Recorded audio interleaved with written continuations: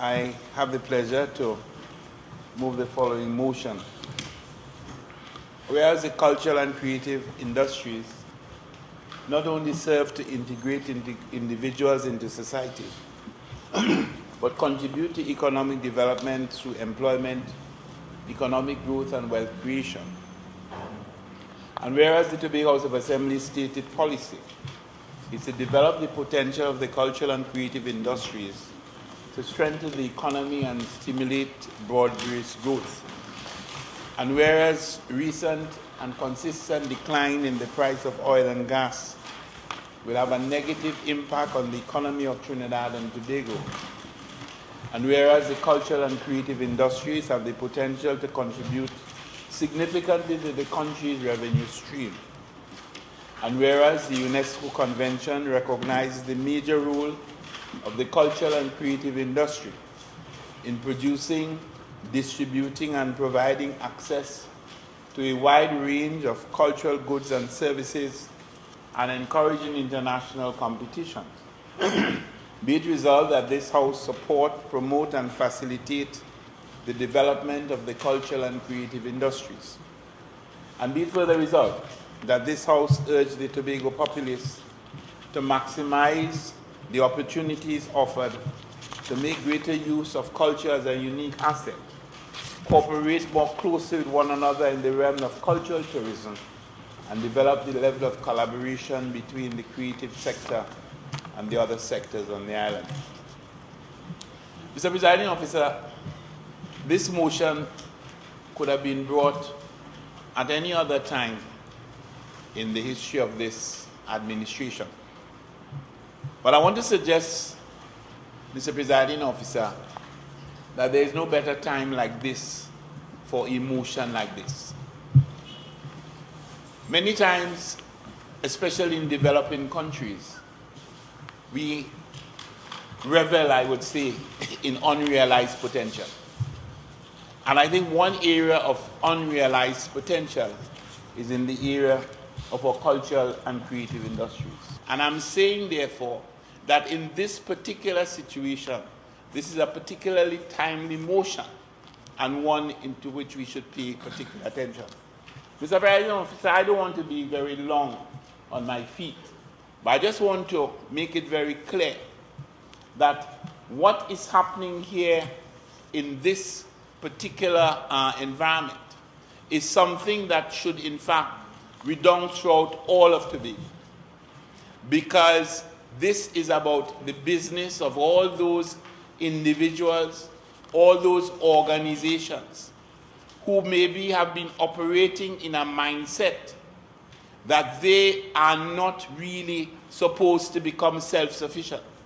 I am saying to them that not only can they become self-sufficient, but they can make a significant contribution to the island's GDP, to the island's employment situation, and just as importantly, make an important contribution to the island's image.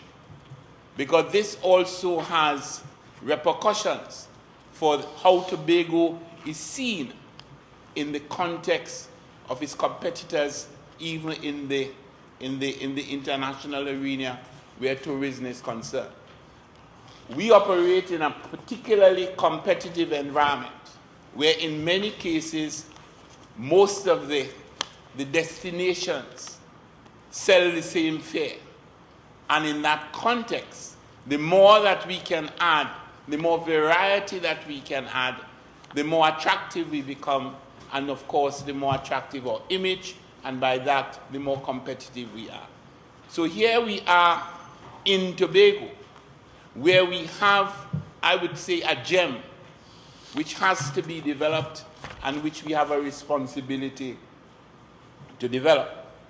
But it cannot be done by this assembly alone. It cannot be done by the various divisions. And I am certain that as we go through this afternoon's discussion, we will recognize and see the linkages among all the various sectors in the assembly, and by extension, all the various individuals, all the various communities, all the various agencies in Tobago. The decline in the price of oil and gas, I've always said, if you have lemon, make lemonade. And we have an opportunity to make lemonade because we have an opportunity to understand that the beverages that we have been imbibing, they are in fact losing their taste, they're declining in quantity, and those of us who have lived as long as I have will know that lemonade don't taste so bad. And this is our lemonade, and we have an opportunity. We have an opportunity to utilize it to benefit ourselves.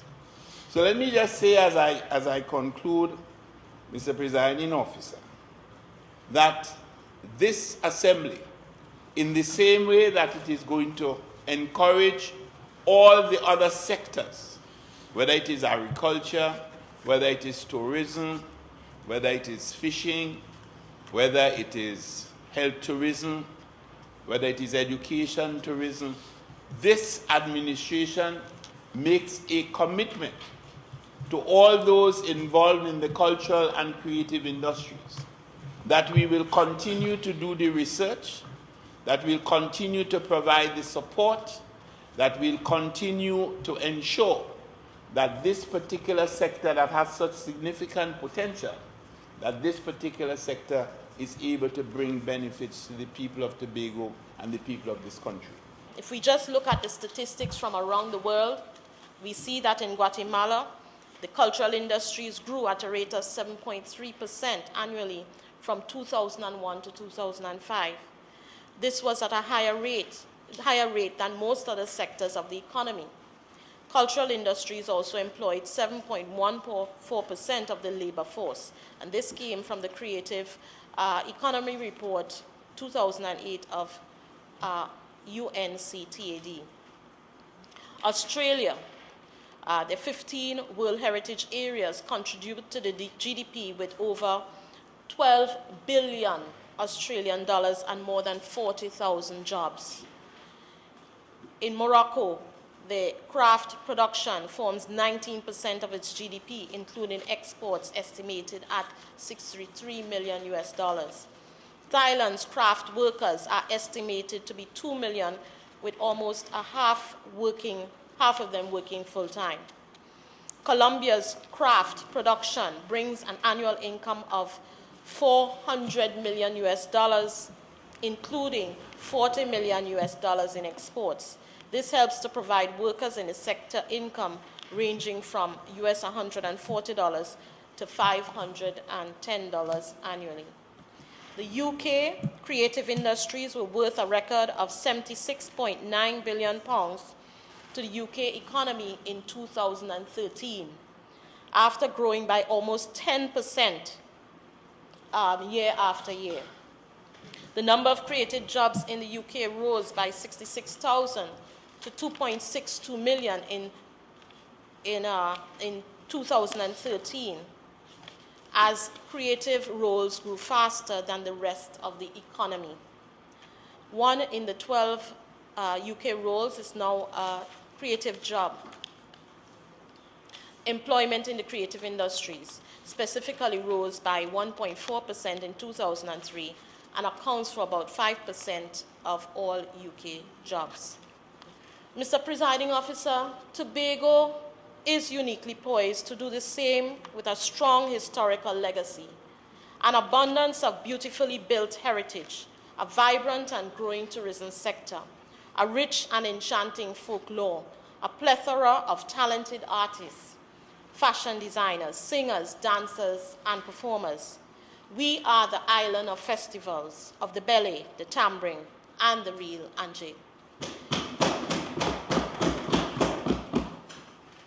We epitomize blue food, sankosh, gangang sera, the old-time wedding, and pulling of the seine. As we face a slowing of the current economy and in resources, there is now much casting around for alternative sources of economic growth potential by finding sustainable avenues to monetize the culture. But what about looking at our creative economy to fuel our next big boom? The cultural and creative industries have always been with us. If we take the time to remember, while we may not have previously monetized it as it is today, or as we want it to be, we as a people could remember or should remember the times when Beneball and sugar cake sent many to school, or the time when mothers were seamstresses to sew their own children's school uniforms, or Scouting for Talent that launched many artists and gave foundation for many others to travel and develop elsewhere. In other words, it was our creative genius that helped us to pull through tough times on many occasions. Hence, what we are facing today, there is hope. Mr. Presiding Officer, in the wake of a diminishing contribution to our national income by primary commodity exports, we need to rebalance the economy with new sources of growth and productivity. As we are witnessing the unpredictability of the oil market, where prices are determined by an acutely controlled and powerful organization, OPEC, we must be cognizant that we have reached full circle. Like before, we must harness our innovative capabilities and hone what has worked for us in the past, our cultural and creative intellect. But we are not the only ones. Everyone is getting involved. Regionally, we have the Caribbean Export Development Agency, CEDA, receiving funding from the 10th European Development Fund for use in developing the creative industries by creating a cohesive framework which builds out the economic potential of the industry through participant engagement, specialty training, market export, market access, and export preparedness. This is the approach to monetizing the talent that abounds the Caribbean and focuses on areas like design, art and craft, music, ICT, textiles, and food. At the national level, the Building Competitive Advantage document published by the Ministry of Planning and Sustainable Development outlines the creative industry sector in Trinidad and Tobago as comprising of 8 subsectors. They have included music, film, fashion, dance and theater, including the visual and the performing arts, broadcasting, literature and publishing, heritage and festivals, including Carnival. I would no doubt believe that they will also be including the Tobago Heritage Festival. Trade agreements for export and cultural exchange continue to be negotiated, the most recent being the outcome of the Trinidad and Tobago visit to Cuba at the Cuba Disco Festival in May 2014, where our own Tobago artists performed with distinction. They certainly made us proud. Additionally, the proposed partial scope agreement between Trinidad and Tobago and Guatemala includes a side agreement aimed at promoting the development and exchange of culture, arts, education, and sport between the two countries. Mr. Presiding Officer, this is not a new area to the Tobago House of Assembly. In fact, one of the fine examples in Tobago of the marketability of the creative sectors is the Tobago Heritage Festival, which was conceptualized by Tobagonian anthropologist Dr. J.D. Elder and launched in 1986. At present, the festival dominates 2 weeks of July each year, and with its expansion in 2014 to offer a year-round experience alongside the Tobago Carnival product, the potential to cross over into tourism productions for the December to April high season can now be realized. In all, this motion calls for a new vision, a paradigm shift in development, a new option to stimulate broad-based growth where the cultural industries are implanted within the social and economic goals and programs of Tobago. The island's development challenge requires cultural industries and the creative communities in which they are found to be fully recognized as a source of capital assets for economic, social, and cultural development. We must use these assets to empower communities, alleviate poverty, and sustain and strengthen our diverse culture.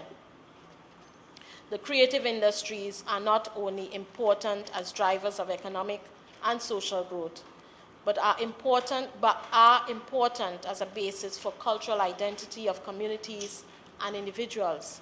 And by recognizing this, will encourage further creativity and human development. I therefore take this opportunity to again urge everyone, every single Tobagonian, to seize the chance to be a part of this. We at the division will continue collaboration among all the economic sectors in Tobago and collaborate also with all the other divisions in ensuring that we champion or give the people of Tobago, our bright sons and daughters of Tobago, an opportunity to develop themselves and be involved in the creative industries on the island. That will offer a greater degree of assurance that the populace of Tobago will be well taken care of economically, and our welfare will be also taken care of. With that said, let me thank you, Mr. Presiding Officer, for the opportunity to stand in support of this very important motion that is raised here today, and one that we as Tobagonians should take very seriously, and to take the necessary steps to be a part of this crusade. And it is not beyond our reach. We, as was said before, we have very bright and innovative people on the island, and I am sure that this is one area that we can be successful in.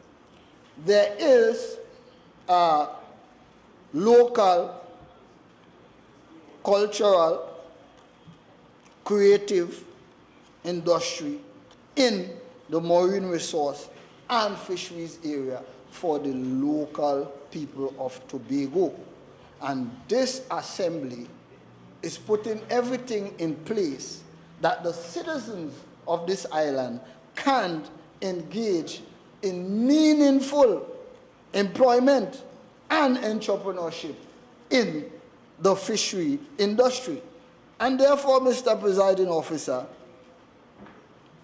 let me then urge this Honorable House and the Tobago populace to maximize the opportunities offered and make greater use of culture as a unique asset, cooperate more closely with one another in the realm of cultural tourism and the development and develop the level of collaboration between the creative sector and the other sectors on this island. Mr. Presiding Officer, our multicultural unit, which was established in 2005, continues to support initiatives to promote culture and the creative arts. Mr. Presiding Officer, to date we have given PANs to 8 of our high schools full orchestra. We have given PANs also to 23 of our primary schools full orchestra, supporting instruments, drums and keyboards, Mr. Presiding Officer. We also have on an annual basis our PAN and music camps where persons have the opportunity not only to learn the musical instrument, but also to have the opportunity to learn other instruments, Mr. Presiding Officer. Mr. Presiding Officer, this has seen our support also for the creative arts is also reflected with the success at the national level. Over the last 4 or 5 years, Mr. Presiding Officer, schools from Tobago, in the persons of, namely Pentecostal Light and Life High School, Signal Hill Senior Secondary School, and Roxborough Composite have won Best Film, Best Actor and Actresses, Best Song, Best Editing at the National Secondary Schools Film Festival, Mr. Presiding Officer. Again, recognition of our promotion of the creative arts. Mr. Presiding Officer, of course, our curriculum, an important part of preparation, has components that involves dance and drama and music, because currently at the SCA and our primary school level, Mr. Presiding Officer, our students are assessed in dance, drama, and music. And therefore, we have ensured that our schools and our teachers are trained to ensure that our students can effectively understand and involve themselves in the creative arts. So, Mr. Presiding Officer, I want to say that as a division, we are proud, and as the Assembly, I think we can be proud, not only in terms of what we have in encouraging persons to continue to take up the opportunity, but in listing out how over the years and over the recent time, we have promoted and facilitated the participation of Tobagonians in ensuring that they take on the opportunities available in this emerging industry. Mr. Presiding Officer, I want to leave here with a quote that comes from UNESCO. It says, "The capacity of a nation to recover from any kind of crisis, including the oil crisis, which will no doubt will have far-reaching implications on its economy, and its ability to treat with current as well as longer-term challenges rests not only on a strong industrial base, but on the creativity and skills of people, governance, and strong social values, solidarity, respect for the environment, openness, and cultural diversity."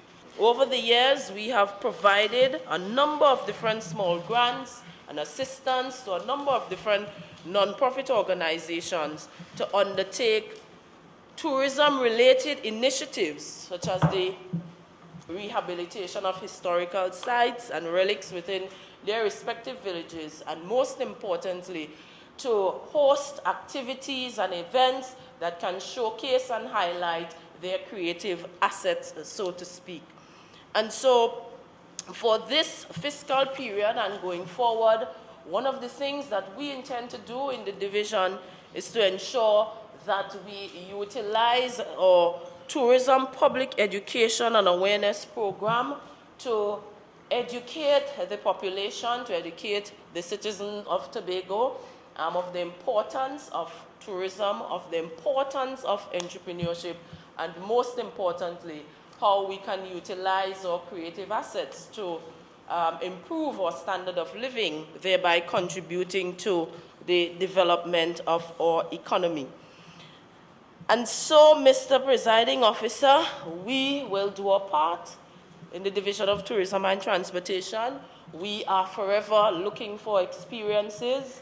We are forever looking for opportunities that can seek to give Tobago that competitive edge. And I am of the firm view that the development of the creative industry, development of the creative sector can give us that edge, because it's not only about sun, sea, and sand, but it's about the experience, and Tobago can stand out because we have the assets, we have our rich cultural heritage, and we now need to ensure that it is properly managed. What we have to do in the Tobago context is to know what we have, to list it, and to market it. And that's stage one.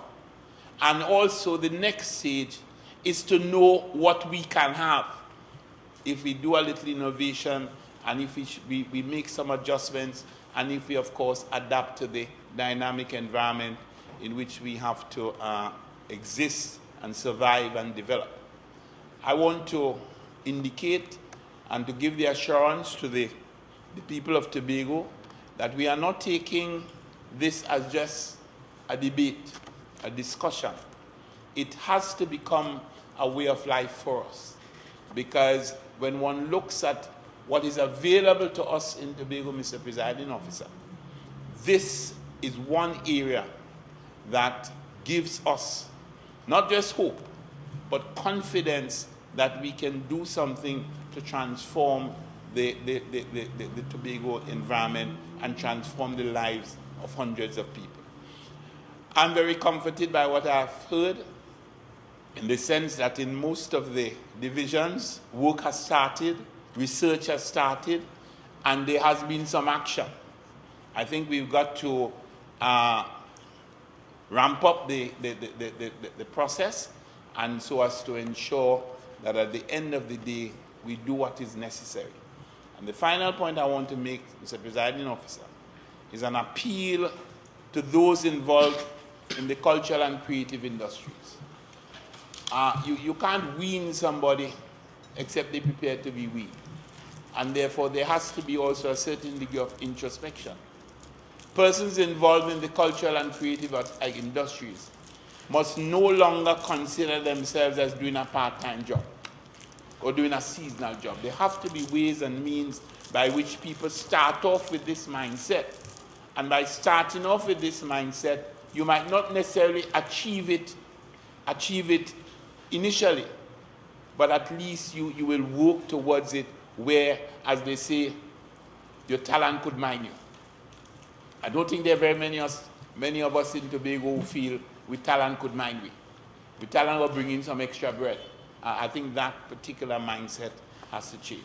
So let me again thank all the contributors and again re-emphasize our commitment to this motion and to this process.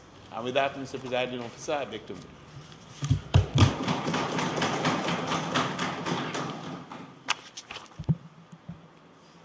Members, the question is, whereas the cultural and creative industries not only serve to integrate individuals into society, but contribute to economic development through employment, economic growth, and wealth creation, and whereas the Tobago House of Assembly stated policy is to develop the potential of the cultural and creative industries to strengthen the economy and stimulate broad-based growth, and whereas recent and consistent decline in the price of oil and gas will have a negative impact on the economy of Trinidad and Tobago, and whereas the cultural and creative industries have the potential to contribute significantly to the country's revenue stream, and whereas the UNESCO Convention recognizes the major role of the cultural and creative industry in producing, distributing, and providing access to a wide range of cultural goods and services,